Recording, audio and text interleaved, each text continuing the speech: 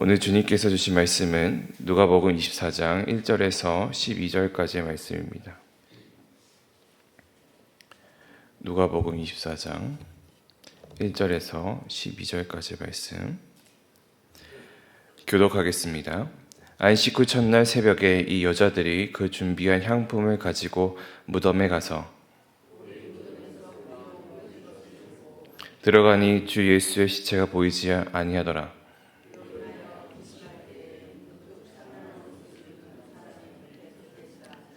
여자들이 두려워 얼굴을 땅에 대니 두 사람이 이르되 어찌하여 살아있는 자를 죽은 자 가운데서 찾느냐.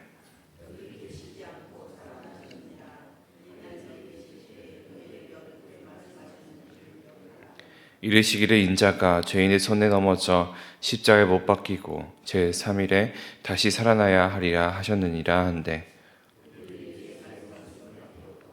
무덤에서 돌아가 이 모든 것을 11사도와 다른 모든 이에게 알리니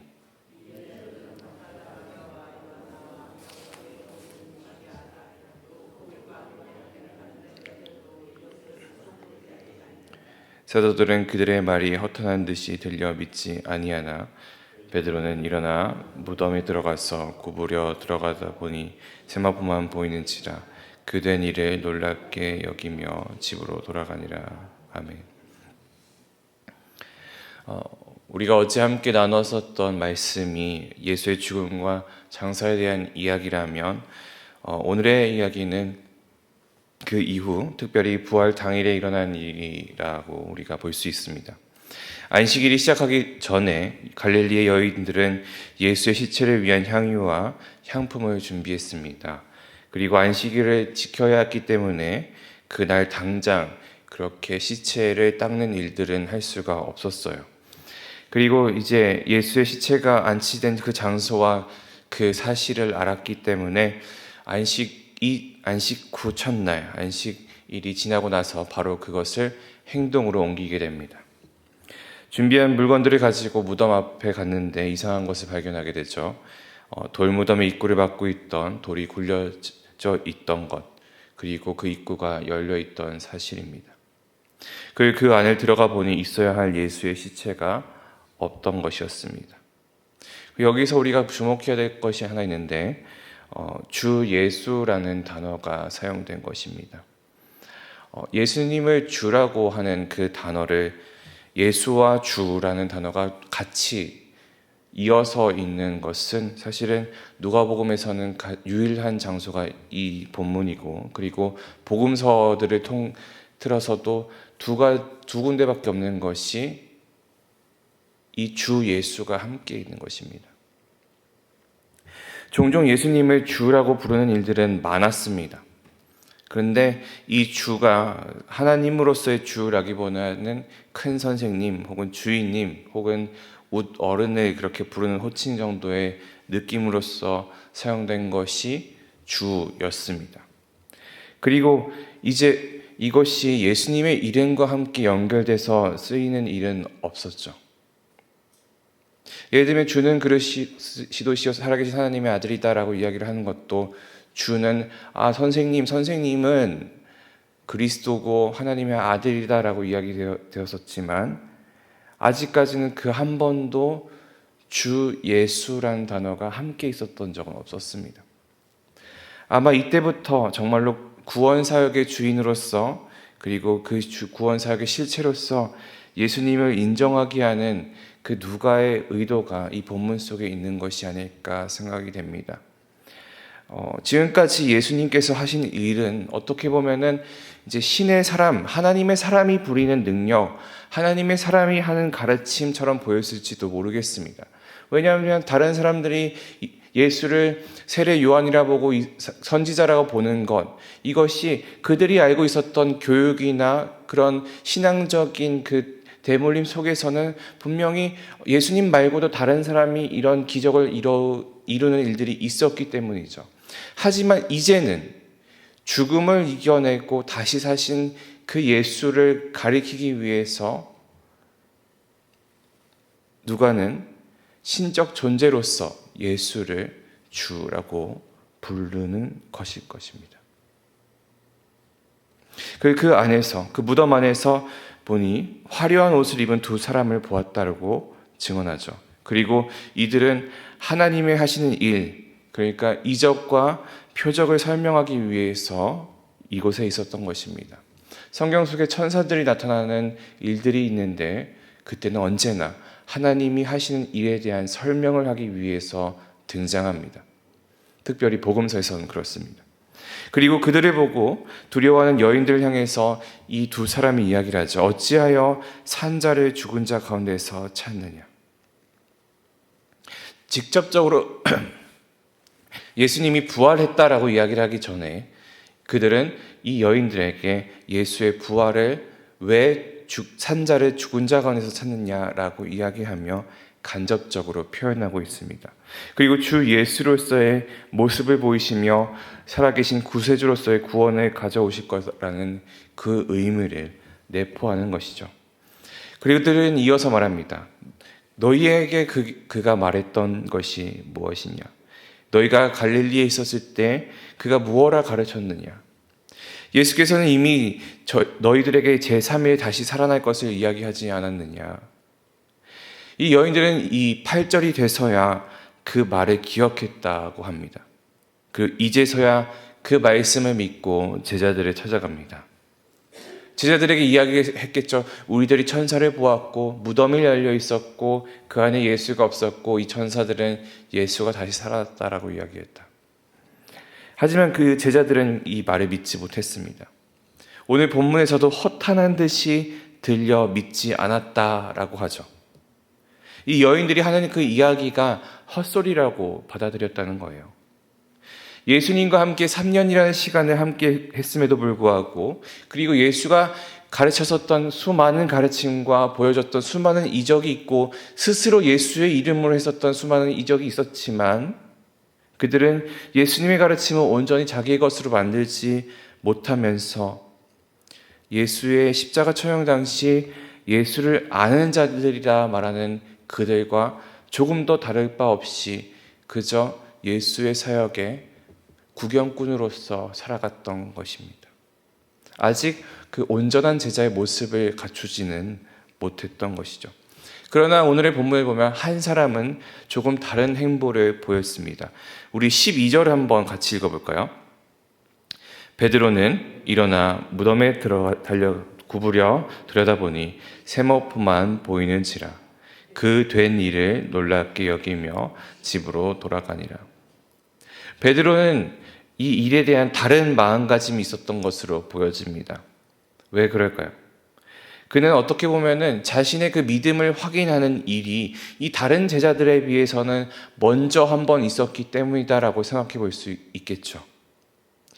예수님께서 그에게 돌아가시기 전날 그에게 이야기하시면서 너가 닭이 울기 전에 3번 나를 부인할 것이다라고 이야기를 하고 그리고 실질적으로 예수님께서 대제사장의 집에 잡혀 들어가시고 그리고 베드로가 예수님을 나는 그들을 모른다라고 이렇게 3번 부인하고 나서 닭이 울고 그 시선이 예수님과 마주쳤을 때 그는 깨달았고 그는 기억했을 것이죠. 예수님께서 자기에게 내가 예수를 부인할 것이다 라고 이야기했던 그 말을 그리고 그때 함께 예수님께서 이야기하셨던 그 말을 이제 기억했을 것입니다. 누가복음 22장 32절 말씀인데요.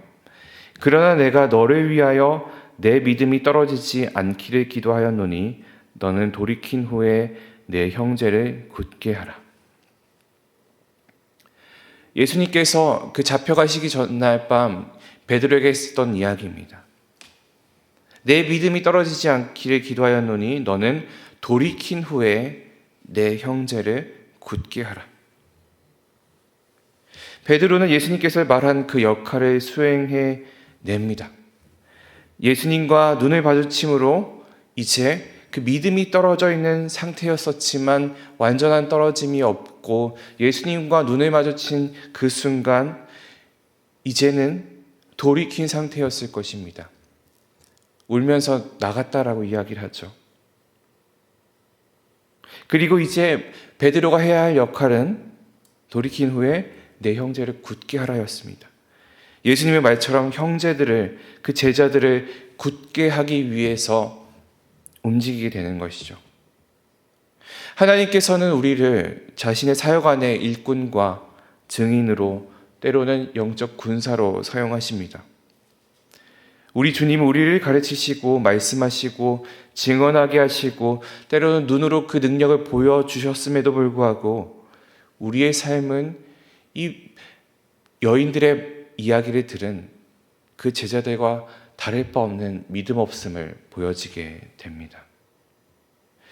주님의 그 말씀과 주님이 주신 그 깨달음으로에도 불구하고 우리는 선택을 주저하고 순종을 거부할 때가 있습니다.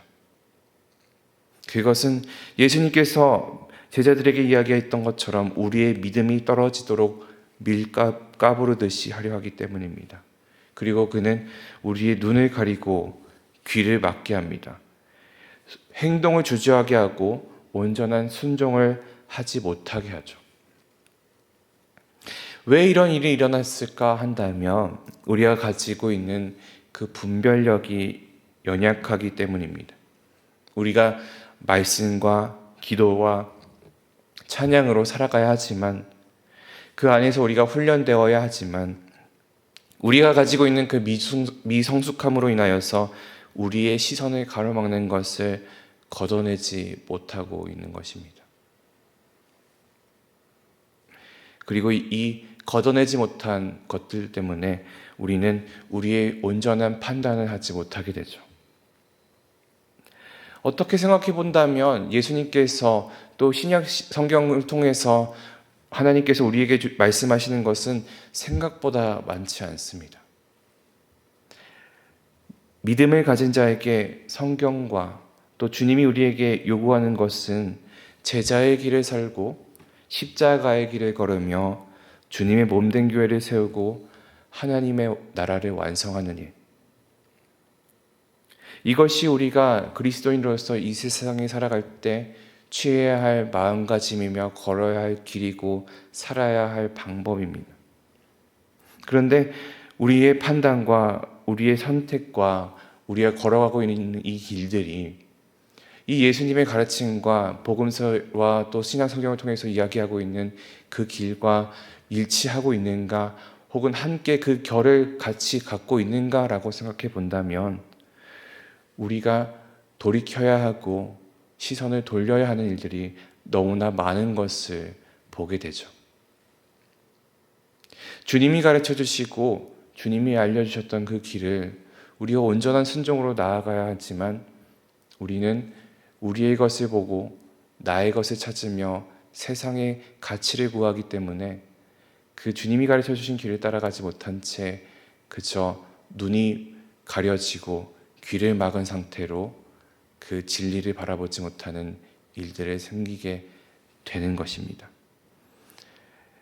우리가 우리의 판단과 우리의 선택과 우리가 걸어가는 길과 우리가 하는 일들이 온전히 아버지의 뜻을 따라서 결단하며 선택하여 주님의 길을 걸어가고 주님이 보여주신 그 온전한 길로 나아가는 우리 모두가 되기를 소망합니다. 기도하겠습니다. 살아계신 아버지 하나님, 주님의 뜻을 간구하며 주님의 길을 가는 제자된 자, 십자가의 길을 따라 걷는 자, 교회를 세우는 자, 그리고 주님의 몸된 교회를 따라 세우고 하나님 나라를 완성하는 자 되기를 소망합니다. 그러나 우리가 가지고 있는 수많은 시선들과 가치들과 세상의 눈길들이 우리가 그것을 따라가는 것을 막으며 우리가 옳은 것을 분별하며 살아가는 것을 방해하고 있습니다. 주님, 온전히 주님이 주신 그 말씀을 통하여서 기도를 통하여서 하나님을 찬양함으로써 우리가 주님의 뜻을 따라 나아가는 모든 주님의 권속들 될 수 있도록 인도하여 주시옵소서. 주님의 뜻을 간구하며 그 부활의 믿음을 가지고 살아가는 자 되도록 인도하여 주시옵소서. 감사드리며 살아계신 예수 그리스도 이름으로 기도합니다. 아멘.